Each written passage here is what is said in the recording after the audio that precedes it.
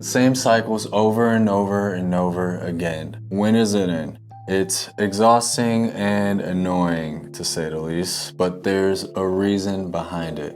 And once you see it, everything changes. Today, I want to provide you insights as to why you're reliving the same experiences disguised under a different appearance. Some of these things may be hard to come to terms with, but sometimes it's the most uncomfortable truths that can finally set us free. You're not here by accident, and neither is your gut feeling that something has been off. So let's get to the bottom of it. I'm Justin Trinity, and welcome to Midnight Sanctuary, a home created for who we are and who we're becoming. Now, let's begin. So lens number one, situational patterns, or the situational lens. Most of us have heard someone say, same shit, different day.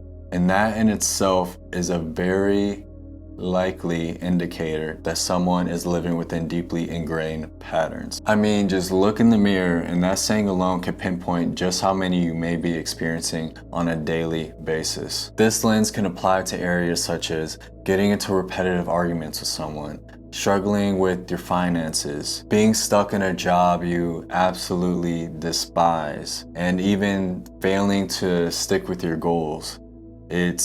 It's not a fun time, and it can be like clockwork. You may also be able to spot this in areas of your life by replacing that with same story, different people. As in unhealthy relationships, being around people who don't want to grow as much as you, or feeling like you have to hide away parts of yourself and you feel even more unseen. It's exhausting.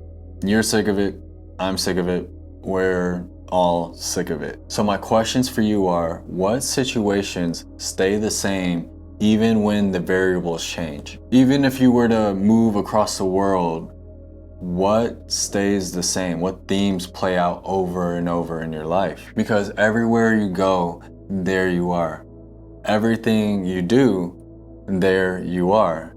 Everything you systematically experience, there you are. The truth is, the situations won't change until you change in spite of the situations, not the other way around. That's why someone who is once full of life can go down a darker path due to being around the wrong people. That's why someone with a low sense of self-worth can sabotage the most beautiful relationships. That's why some people experience life from a foundation of curiosity and lightness, while others experience life from fear and an inability to change. Your personal experience of life doesn't shape to what you desire. It shapes to who you are programmed as within. Through all these patterns, the common denominator is you. That's the one variable that has the potential to change everything and create a foundation of beautiful, long-lasting experiences.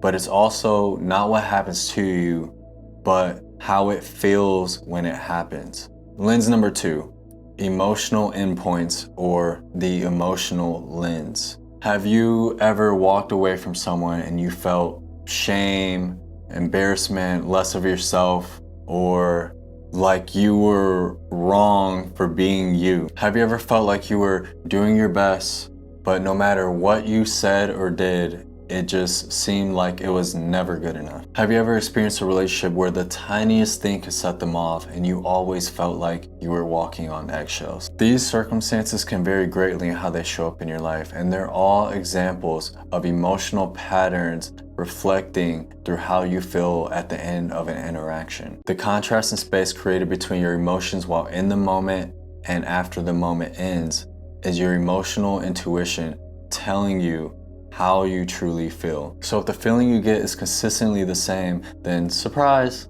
you are in the loop. And those feelings don't just vanish. Your body remembers them. Now for lens number three, nervous system cues, or the body lens. So most of us have heard of the book, The Body Keeps a Score by Bessel van der Kolk. Essentially, he expresses decades worth of insights from studies and personal discoveries he made throughout his career, which illustrates strong evidence of how trauma and experiences leave an imprint on the mind and body. His ideas enabled us to have a clear understanding as to why people live in a chronic state of fight, flight, or freeze, thus reliving past experiences as present-day programming and reenactments. But I'll take it a step further. Bear with me, I'm gonna get a little woo-woo. So I believe it's not only happening on a psychiatric, psychological, or somatic level.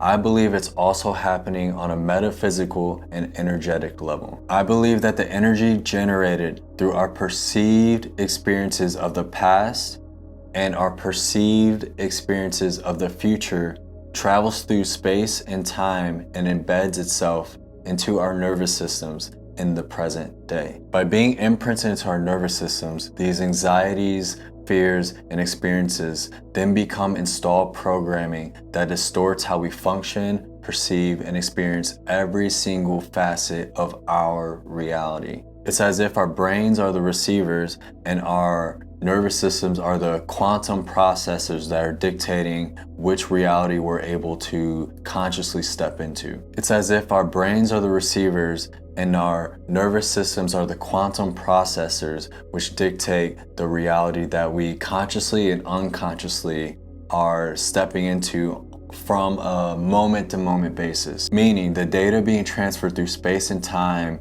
channels into our brain, then lands into our nervous system on the physical plane of existence. It's as if our nervous systems are in constant communication with the past, present, and future, which determines its overall stability and health. This is so important because the health and stability of our nervous system dictates the perceived limitations and the perceived freedoms that we're having within our present day reality. Basically, the relationship we have with the past, present, and future shapes our identity and our ability to make decisions. This sense of identity either traps us within the repetitive cycles or it frees us. Now, if you remember anything from this video, please remember this. I'm gonna say it slow.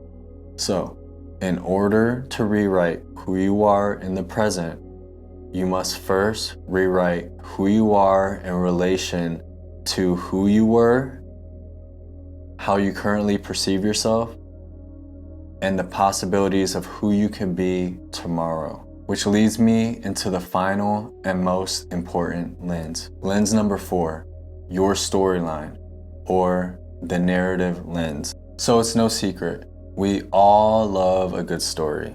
And if you listen closely, you'll begin to hear them everywhere. You'll hear them in the way someone talks about themselves or others. You'll hear them in your favorite songs.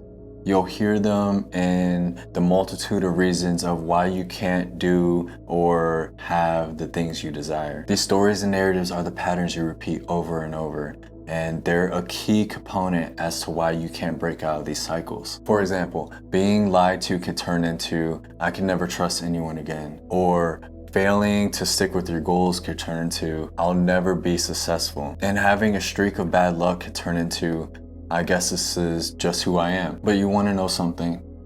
They're not real.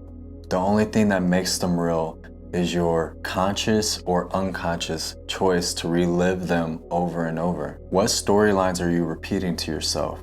What punishments are you telling yourself you deserve? What are you struggling to walk away from? The reason why people have such a hard time breaking out of cycles and walking away from situations is because they're afraid of not knowing who they'll be without them. But from this point on, that's not going to be you. From this point on, you're going to be practicing with these lenses in order to establish a higher sense of awareness for yourself and your programs and the people around you. The situational lens, the emotional lens, the body lens, and the narrative lens. With all these, please take your time and be gentle with yourself throughout this process. And keep reminding yourself that slow and lasting progress is 1,000,000 times more effective than fast and inconsistent changes. Remind yourself, we can't transform what we fail to acknowledge.